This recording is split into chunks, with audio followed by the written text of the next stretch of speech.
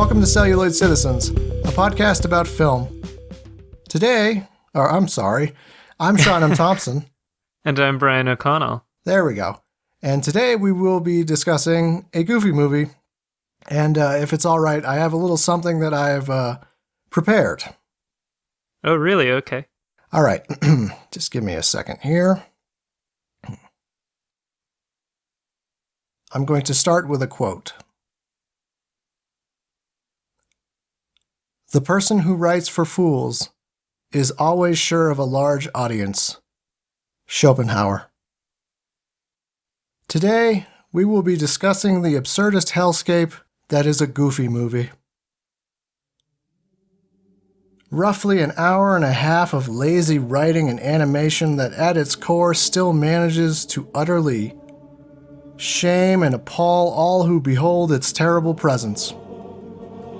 This family of not quite dog, not quite human figures travels a perplexing America, all to see a Prince ripoff perform live in concert, to convince themselves that they are not living in a world of constant, incomprehensible meaninglessness and unreality.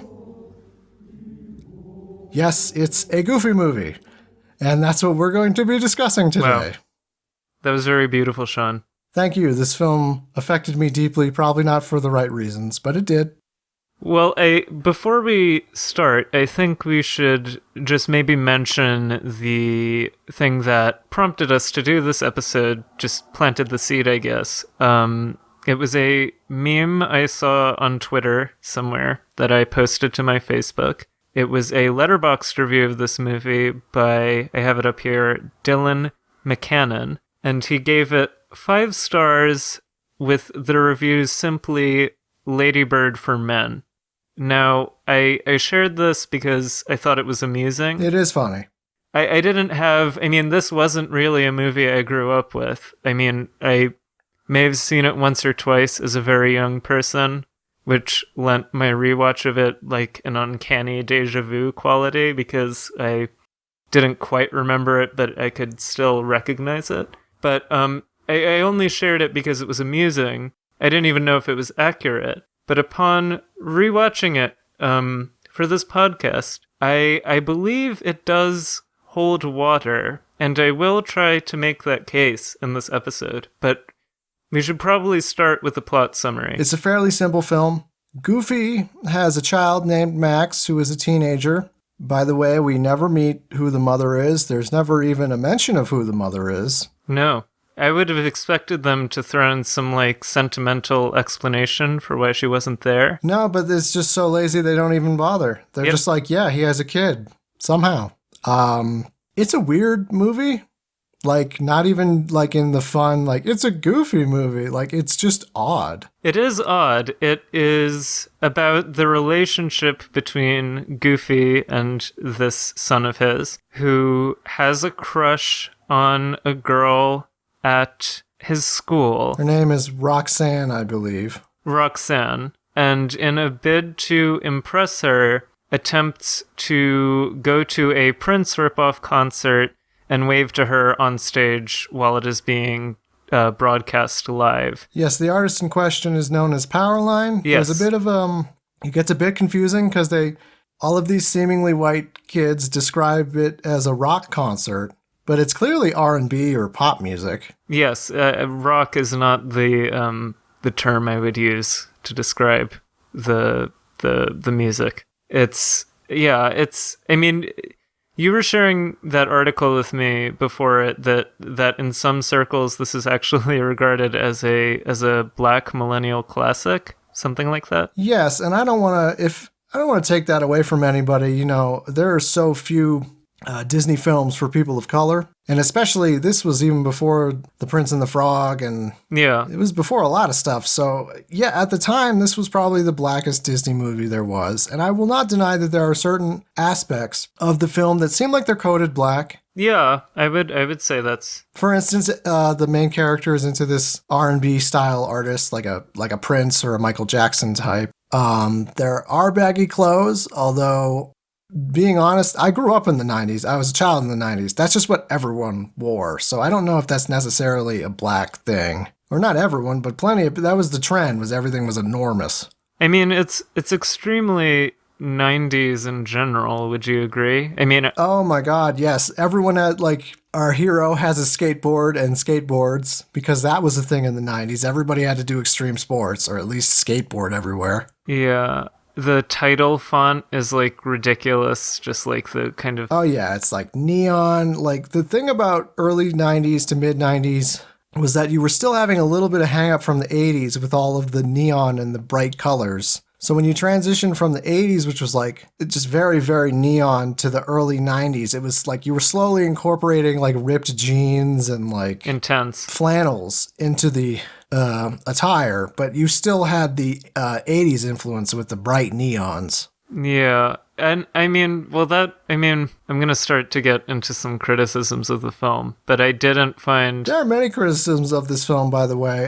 There are quite a few. Full spoilers also, but I apologize in advance in case my long-winded spiel about how much of a nightmare this film is didn't let you know. I don't consider it a good film. No, it's a bad film. I think it's so shallow and lazy, just with the. I mean, like, you see this troubled father-son relationship, which is already kind of a basic plot with like the road trip and all of that.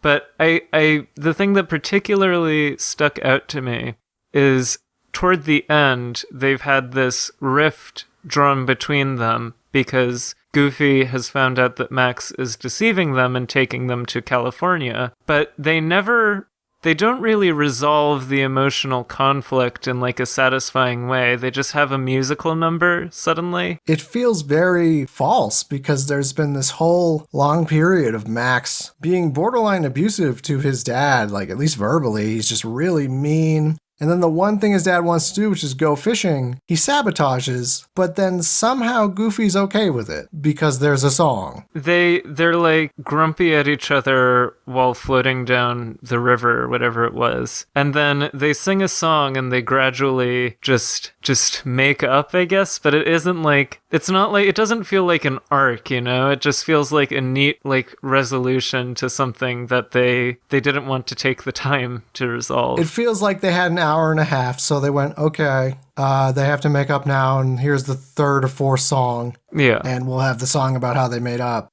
They don't even show them driving to, they don't explain how they get to Los Angeles. They go from a gorge or a river. Yeah. And their car is completely destroyed, and they almost die falling off a waterfall. And then they get a parachute, and they live. And then we cut to Los Angeles at like a Staples Center. They don't like, did they rent a car? Did the parachute take them Nope, we don't get any of that. The next shot is like outside of the stadium.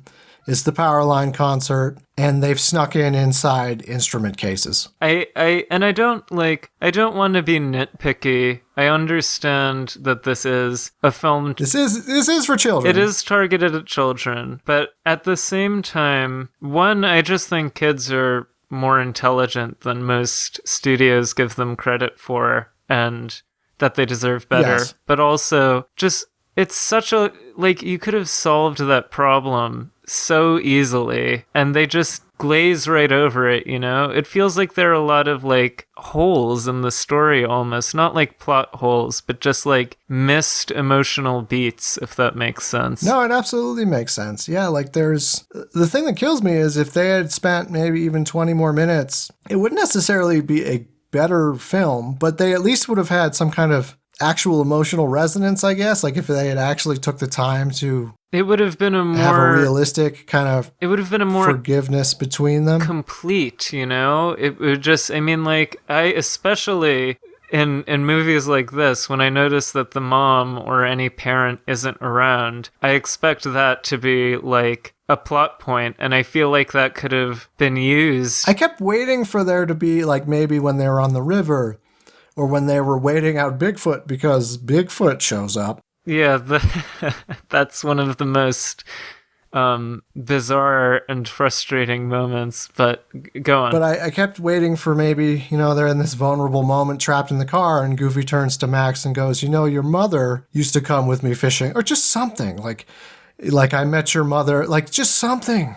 Yeah, or maybe Max is acting out because of his like unprocessed emotional issues or whatever. Which, to be fair, is slightly complex for children, but it's like they managed with I see other that. Disney films, we going back to Bambi. Yeah, I feel like I've seen that conversation in a million movies already, and it would have been so.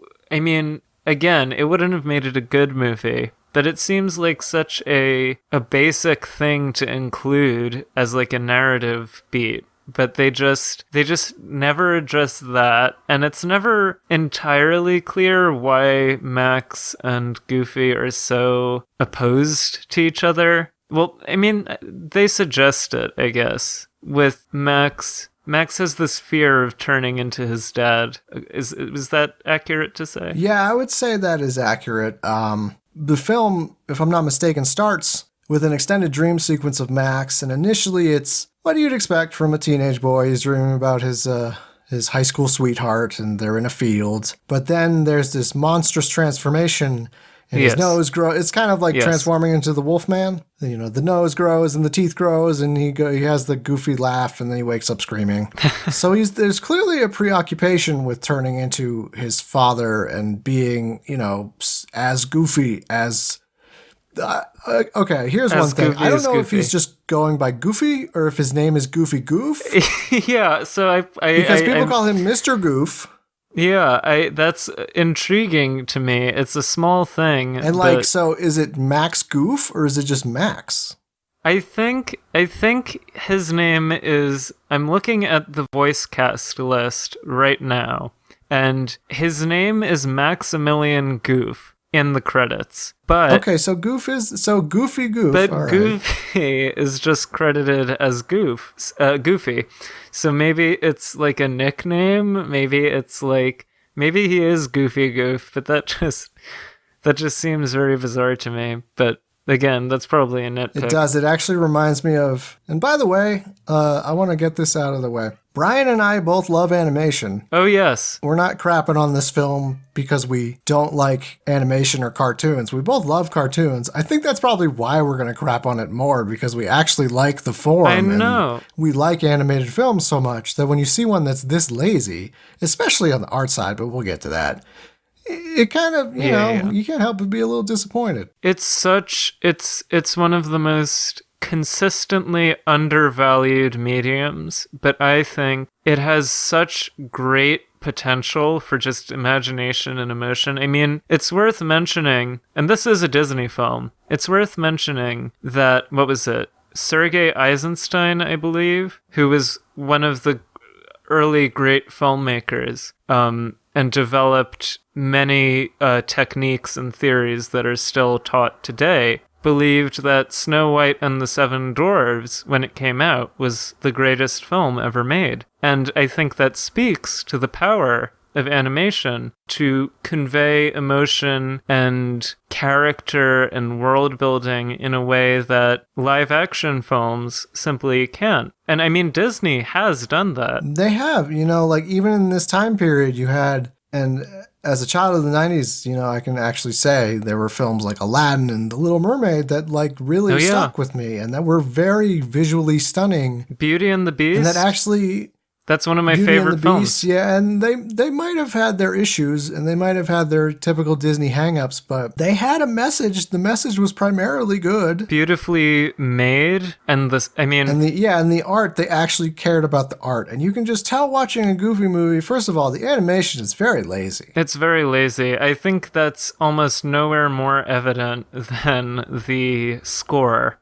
They did not bring out Alan Menken for this one, and it shows. The songs are just awful, I think. That's my subjective take, but it's like... They are, and I guess what bothers me the most about this film, and I know we're sort of hopping around, but it's just Max. Like, ostensibly, when you're a child, Max is supposed to be the one that you care about and that you empathize with, but you watch this, And maybe I felt differently. I'm sure I felt differently as a child. I was probably like, go Max, parents suck. But Yeah. you watch it as an adult and you're like, this kid is like borderline psychotic in his rage. Like he's got rage issues. Like he just has so much hate in his heart. He's really awful to his dad. And he sort of apologizes, but it's in this really backwards way. And then Goofy kind of relents and is like, let's make this whole vacation about you and get you to Powerline. And it's like, really? Like, that kind of sucks.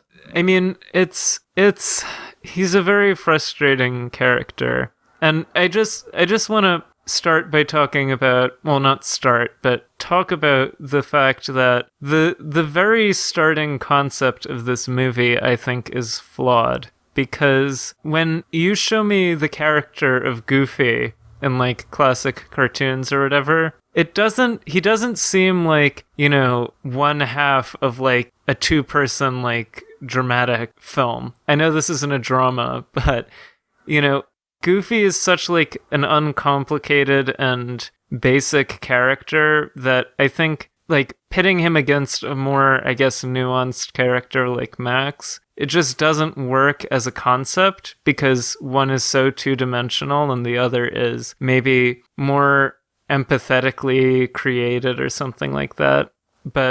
It's just plain surreal to me to see Goofy in any sort of role outside of the ones he occupied. Just picturing him as a dad is pretty weird. That's weird. Yeah, it's not, and ironically, he doesn't have a dog. Yeah, he doesn't. It's strange. It is strange. The thing is, I know it's not animated, but you can take a film like Muppets in Space, say, which I love that movie, but so you get this character of Gonzo, which is similar to Goofy in that he's this very eccentric kind of man alone. Yeah. Or whatever he is. Yeah. But what that film did correctly was they kept him as this weird kind of loner type and then explained his origin in a way that seemed like it did justice to the character. Whereas this one, they put everything on this new character of Max, who just seems like such a turd. You could have swapped out Goofy with any of the other Disney characters, honestly. For a movie about Goofy, it isn't... It's called a Goofy movie, but it should be called Max Goof, the film.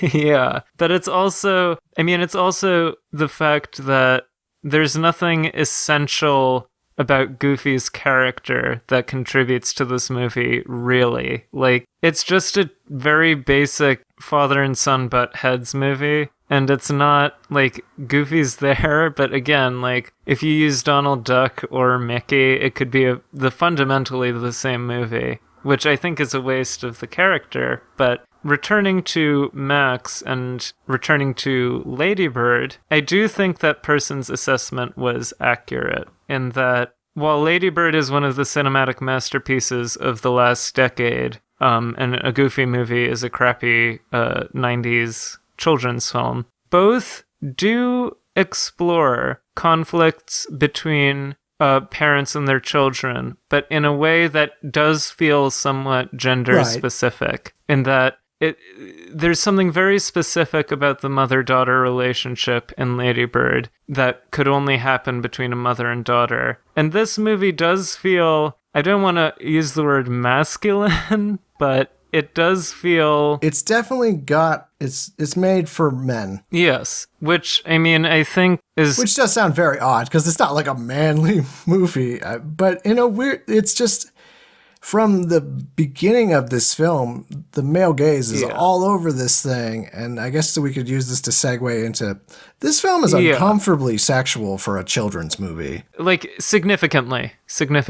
I mean, the first sign, before we get into any of the way these characters are drawn or their portrayal or whatever, is the fact that there is a conspicuous lack of female characters of any type, except Roxanne, who is the love interest and her nerdy friend. It's not, and I'm not saying that as like a Bechdel test type thing, but I think that fact does point to the idea that this film is addressing a specifically masculine perspective or taking place from a masculine perspective. And yes, It is, and there's not necessarily anything wrong with wanting to do a film for men. It's just, no. well, when it's this bad, it's not amazing. Yeah. But also, yeah, there's a lack of female characters. There's no mother. There's no mention of a mother. I would have expected that. I know I said that earlier, but like it feels like such a glaring absence that one could address and maybe make a point about, the something or grief. Yeah, a household without a female presence and what that leads men to become when they're in this kind of echo chamber of masculinity. Yeah.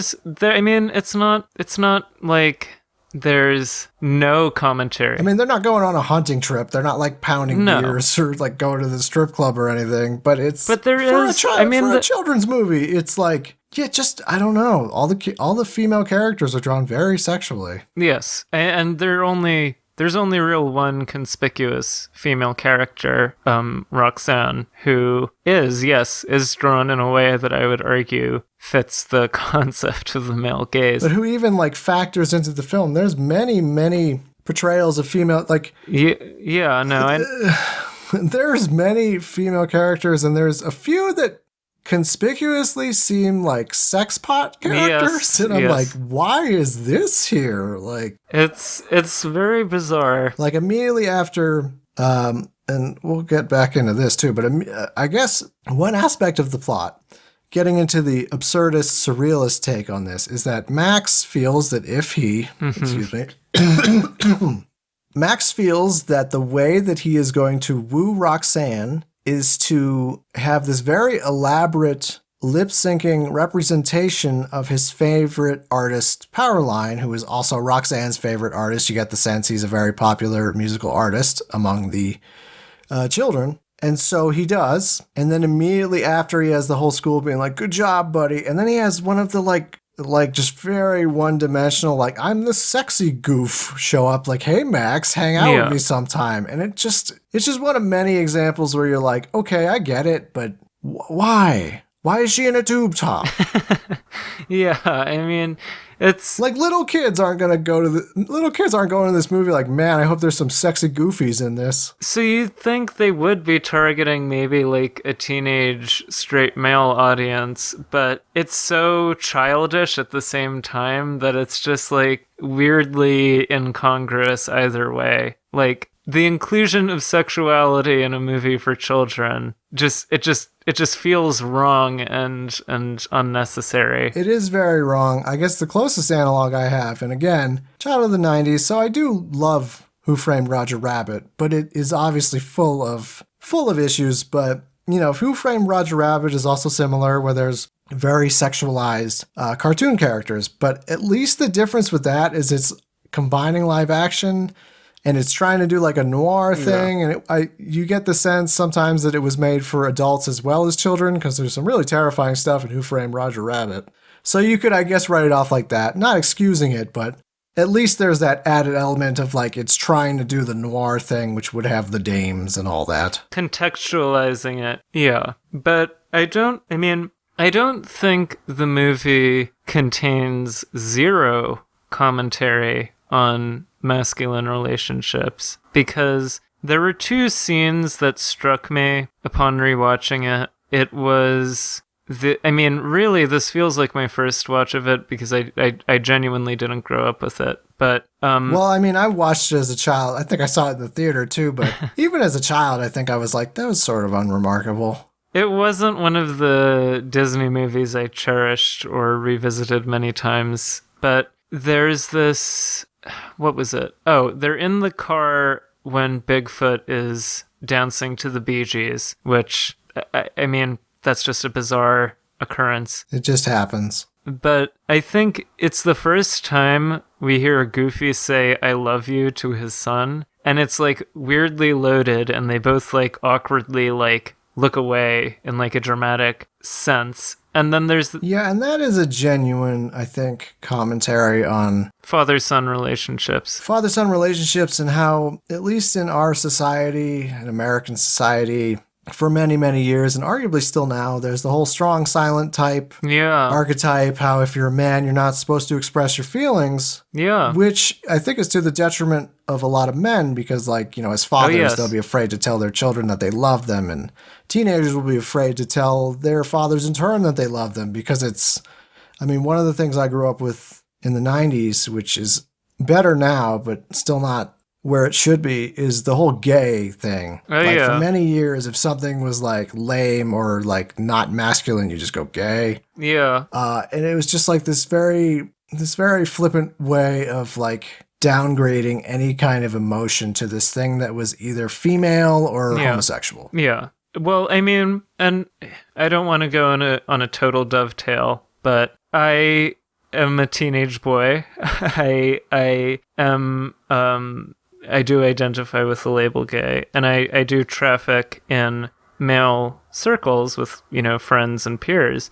And the face of it has changed. Like, my friends won't say gay around me because they know it's an insulting thing to say, and that they're genuinely better about it. Most of my friends, you know, are not misogynistic, at least not openly. But there is still a suppression of genuine feeling. And it's really interesting to me. Like, every time you say something sincere, you have to code it in irony or like a jokey, sarcastic thing. Okay, so that's interesting to note because, yeah, there was a lot of like, just kidding, man, you know, like, I'm just whatever, you lame ass kind of stuff. Like, you have to, like, I don't know. I felt like as a man, I've been basically told, like, if you have an emotion, you have to pretend that it's either a joke or it has to be something so serious that no one would joke about it. And you know, never to treat it as too big of a deal. And that's, I mean, I also have close friendships with girls my age, and it's just so exponentially different. And both have their problems. I mean, I've seen some very nasty behavior in female social groups. But the general atmosphere of what you can and cannot express is significantly different. It's really fascinating. And I think to contrast this with Lady Bird, in Lady Bird, which is an excellent movie, this girl is constantly having these big emotional fights with her mom and crying, and like in the start, minor spoiler, she jumps out of a car and it's very like operatic and intense. Whereas in this movie, all you see is a kind of general aggression and aloofness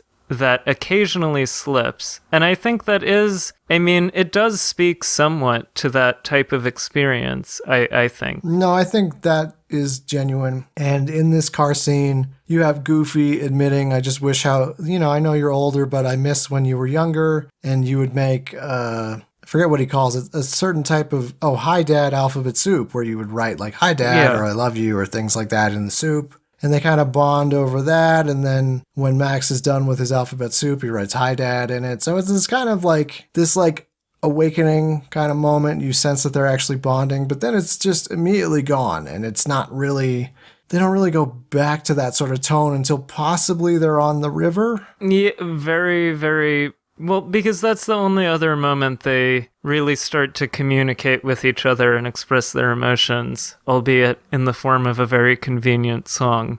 But the other scene that stuck out to me was, I forget what his name is. Pete, the Goofy's boss. They run into him on the road trip with his son, and he's much more aggressive and dominating with his son. And there's a scene in a hot tub at the motel where Pete is encouraging Goofy to like check the map and see how his son's betrayed him. And Goofy says, I trust my son and he loves me. And Pete says, my son respects me. And that was very interesting to me because it is kind of interesting. I'm giving this movie way too much credit. I mean, we're a podcast where we do deep dives on film. It comes with the territory. It's true. But there's these kind of two types of masculinity at play in that scene. There's a very aggressive stereotypical domineering man who's boisterous and successful and emphasizes respect above love and kind of controls his son. And then you have Goofy, who, as his name suggests, is very like open with his feelings and like emotional and ridiculous and doesn't come up to that standard, that cultural standard that's been set. And I think those scenes were the more interesting ones to me because they do kind of get into something that does feel true about dynamics between men and especially fathers and sons. But the movie just keeps retreating every time that happens, and it felt... Right, like it finally will get to this moment of epiphany, and then you feel like, okay, so now they're going to kind of keep going off of the vibe of that. Yeah. But they don't. It almost seems like they kind of made these scenes like entirely separate from like the other scenes. Like they're vaguely related, but not even sometimes. Yeah, and it's like they're doing this, and then they're doing that. There's not really a through line all the time where you get the sense of a progression. Yeah, and I think it's really a shame and a wasted opportunity because I think men could use movies like that. I do. Oh, an animated movie about like a legitimate father-son relationship? And by the way, I'm sure there are some very good ones. I just can't think of any off the top of my head. Yeah, not prominent cultural ones that I know of. Maybe like some art house movie or something. But it is like, I think positive representations of like a healthy relationship between, you know, two men, whether they be straight or gay, father or son, you know, whatever. Just positive representations of those types of relationships. Or even if it's not positive, like showing a negative relationship and then showing why it's negative and why, and then giving a counterpoint of a positive relationship. Yeah. I mean, I think those are so lacking, and I think it honestly does damage. I do believe that what we consume in media and in culture influences who we are, teaches us lessons about ourselves, about the world. And I mean, we've seen, I'm not understating the vast majority of negative portrayals of women in film, but we're starting to see, thankfully, more positive, empathetic, empowered representations of women on film. And I think that's wonderful. But I also think the problem of patriarchy or whatever, it's a double-edged sword, and I do think the lack of healthy masculine images on film hurts men as well. So I think with this film, they start to really get to something that's almost profound, honestly, but they never deliver on it, because in the end, this is a film that was made for money and not for any artistic... Right, and you would be naive to say that most Disney films aren't made for money. I mean, especially now, probably worse now, but the thing is, you know, you had your Lion Kings, you had your Aladdins, you had your Little Mermaids that did sort of seem to appreciate the art form and were trying to make a legitimately good movie with legitimately good songs. Yeah. This movie has terrible songs. And it's just, we were discussing this earlier. It's hard to have any kind of analytical lens on a film that is so very blatantly commercially driven and really has nothing else other than a commercial drive. Like right down to the music, right down to the fact that they were going to have Bobby Brown because he was so big at the time being Powerline. It almost feels like a whole movie designed to like sell records. So that's the thing, though. Here's the thing. This is what really sets it apart for me. Think about the great Disney films, like the Renaissance films, like Beauty and the Beast, Aladdin, Little Mermaid, all of those. Those were built to last, right? I could have watched Beauty and the Beast 10 years ago. Yeah. And I could watch it today, and I'll be able to watch it 10 years from now, and it'll still hold up, because it's a movie that is made to be like something that you revisit. Whereas with a Goofy movie, putting aside the low quality, everything in it is so specific to the 90s that it's like it's already aged extremely poorly in many ways. And I think that points to the intent that they were just trying to make something that would make a lot of money when this film was produced. So it's slathered in 90s culture and references and just the general atmosphere. Whereas contrast that with like the great Disney films. Those are movies that are trying to tell a story that is eternal, something that could be beloved by generations. And this movie isn't that movie, I think. No, another movie that comes to mind is Space Jam, which has a reverence that I feel like probably isn't deserved. But it's very similar in that the conceit of Space Jam was literally just, we have Michael Jordan, we have the rights to Looney Tunes characters, we can sell an album, we can sell shoes, we can get Bill Murray. I love Bill Murray, so I shouldn't drag him into this. He just wanted a paycheck. But you know what I mean? Like, it's similar in the conceit that it's naive to say that most films aren't made for money. Like, the bottom line is most films that get in the theater, they want to make a return on it. Yeah, of course. But there are some films that are so blatantly just made for money that it makes you sick. And Goofy Movie, I feel like, is one of those films.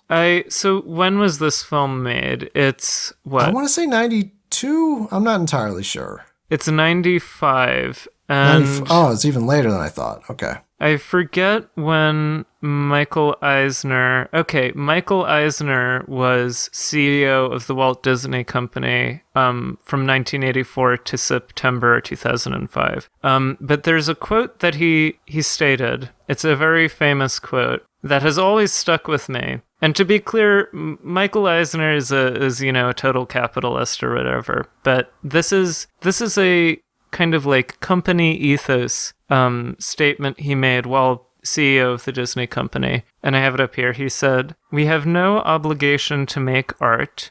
We have no obligation to make history. We have no obligation to make a statement. But to make money, it is often important to make history, to make art, or to make some significant statement. In order to make money, we must always make entertaining movies. And if we make entertaining movies, at times we will reliably make history, art, a statement, or all three. We may even win awards." So that is obviously a materialistic ethos, but it does speak to the fact that, as you said, I mean, most films are made for money. That's not a controversial statement that anyone would dispute. I know, this isn't going to shock anyone that knows anything about movies. Or just money. I mean, I can tell you, even just researching and being an extra on a film set, how much money they spend per day. It's like $30,000 or something crazy on most films per day. Something insane like that. Yeah. You're getting into millions and billions of dollars. So obviously, you want to make some sort of return. Yeah. Like, you're spending money that some nations don't have. Yeah, it's like, in total. Yeah, it's really, I mean, in some ways it feels, I don't want to say wasteful, but excessive. But at any rate. Oh, it's obviously very excessive, but it is what it is. It is what it is. And I love movies. I'm not gonna, but at any rate, what that statement means to me is that just because a film is made for money, that doesn't mean it can't have artistry or genuine talent or creativity or craft. And that also that wanting to make money isn't an excuse for not featuring artistry, creativity, talent, or craft. I mean, like, you can be a cynical corporatist or whatever, but it's still in your best interest to produce a movie that's quality, that's entertaining, that's going to, resonate with people. If your film stands the test of time, you stand to make more money, period. Yeah. And I think, I love Disney movies as much as I take umbrage with the Disney company. I mean, they've made great films. Some of them are some of my favorite. They have made great films, and I have a complicated relationship with Disney as well, because I remember when they were very, very anti-gay, when they were just very Christian conservative, arguably still are, but they used to be very, very anti-gay, and that used to bother me a lot, even though I don't really necessarily identify as gay. gay, probably bisexual, but yeah, I just don't. It's the It seemed like, maybe not even Disney itself, but like, it seemed like for so many years, I'm a Disney fan was code for I'm a right-wing Christian conservative that hates black people and homosexuals. I know, because Disney has this, like, it's preserving whatever cultural myth is profitable at the time. And I mean, like, it's out to make money, and it's a corporation, and it's just going to do what it's going to do. I mean, does it still endlessly frustrate me every time they say, oh yeah, we'll have a gay character in our new movie, and then it's like the barest whiff of subtext, and it's like, it's ridiculous. But I mean, they've produced films that are important to me, that are important to our culture, that are important to I mean, generations of people. I think the thing about Disney is I still love their films despite the fact that they're Disney films. I don't love them because they're Disney films. Yeah. It's like there's so much baggage with the Disney Corporation, and now that they own basically every studio. I mean, I'm very upset that Fox is now owned by Disney. Yeah, well, that's I'm upset about that. Disney is now officially a mega evil corporation. And honestly, beyond like whatever economic or political implications that has, the thing that really gets under my skin is that the new CEO, I don't know what his name is, but I see literally none of that enterprising spirit that Michael Eisner expressed, in that he stated that to make money, we will occasionally make history, art, or a statement. The new guy, whoever he is absolutely... I think what you're seeing with Disney is what you've seen throughout Hollywood. It's always been a business, but what started occurring in the last 20 years was, and probably further back, it started to be much more of a business. Like, you would get businessmen who started becoming CEOs rather than people that were fans of film, rather than people that went to film school or went to business school specifically for film. I think now you're just getting someone who's a billionaire being like, I'm going to buy Fox. Business people. Yeah. I mean, and like, Walt Disney himself was a problematic figure. Oh, yeah. For many reasons. But he was always involved with the creation of his films, and while they are maybe like kitschy or problematic or represent problematic values of their times, he was trying to make something that had quality, that wasn't just a product. I mean, he was out to make money. He was a total capitalist, but he cared about the result. And you see that spirit less and less as time passes. They wouldn't make Fantasia nowadays. No. Like, Fantasia, I think, when I think of Disney, is like the hallmark of their prowess just in terms of wanting to push the form of animation. Yeah. Like, there is no real plot to Fantasia. No, it's animation as music, animation as like a way to transport you, and it's beautiful. It's a beautiful film. And even stuff like Bambi or Sleeping Beauty, or again, those later films in the Disney Renaissance, they have a sincerity to them that I'm not seeing in our age of remake all of the animated movies as live action movies. They're literally, their new thing is just, let's take this popular... And to be fair, they were doing it, Lion King, they'd have like 8 sequels that went direct to video. But now what they're doing instead is, let's make it live action. And let's have it be literally the same movie, but live action. The same movie, but drained of the beauty of the animation, the passion of the actors and singers, and occasionally, as most glaringly in the case of their Beauty and the Beast remake, add unnecessary tangents to satisfy all of the YouTube nitpickers, which, shout out to Lindsay Ellis, not that she's listening, but if you're interested in any of this stuff, she has several videos on her excellent channel about all of this. But I'll be sure to leave some links in the show notes. Oh yeah, she's great. But I mean, the thing that's so soulless about these remakes to me is that there's no integrity to them beyond let's get the audience that we know will turn out for these films because they're a remake of something they like. And it doesn't matter if it's good. It just matters that it triggers like the nostalgia center in their brain and they bring their kids to it. And like, these films aren't going to last. These films aren't going to be loved. Are you kidding me? Those films don't even last the year. No, they're just ugly and bad. And I guess maybe this isn't entirely related, but I've been playing the Super Mario Brothers games recently, and this is obviously video game versus film, and let's not even get into that Mario Brothers movie, because God, that was a travesty. Oh, we should watch that. We should at some point when I'm feeling braver.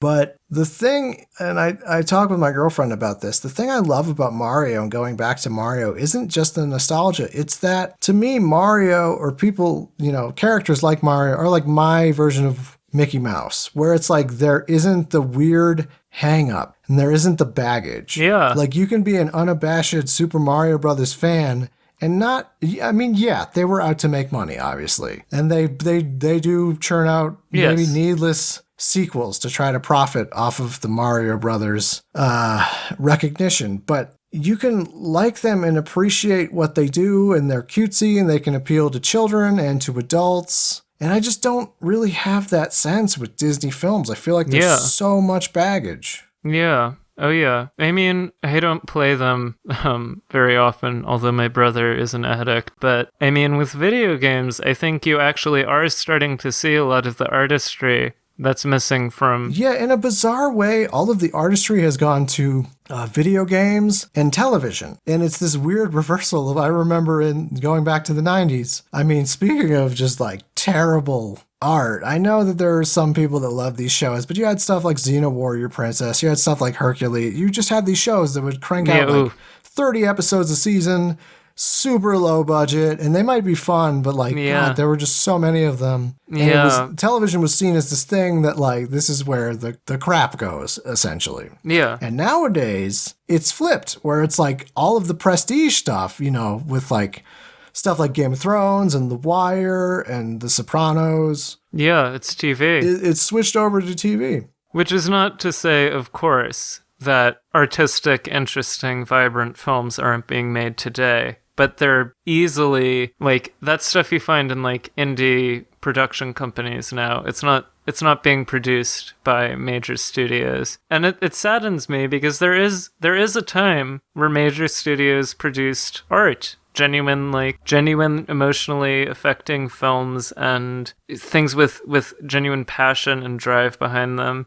But you're seeing less and less of that in like this kind of corporatized state of movie making. You are, and I think... Whereas like, look at something like, I mean, again, video games, I don't play them, so I may be behind on my references, but like something like Breath of the Wild or Night in the Woods, which I did play and I loved. I mean, these are video games, and it feels like they, along with television, are increasingly becoming like the exciting vanguard resource for, for creatives, whereas film, it's just such a consuming industry at this point that, I've mentioned this before, but one of the things I think that is going to bring about a renaissance of film, ironically enough, are the streaming services.